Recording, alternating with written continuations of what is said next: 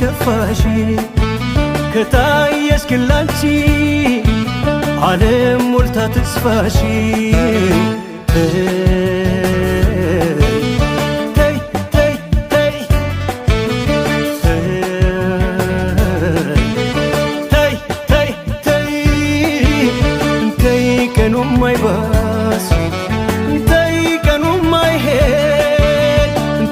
ስለ ፍቅር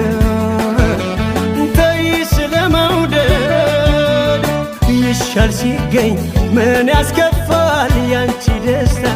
ለኔ ተርፋ ባሳለፍነው ሕይወታችን ማደግ ነበር ምኞታችን ይገኝ እንጂ መልካም ዕድል ላንዱ ሞልቶ ላንዱ አይጎድል እኔም እኮ አለኝ ድርሻ ሲያምር ያንቺ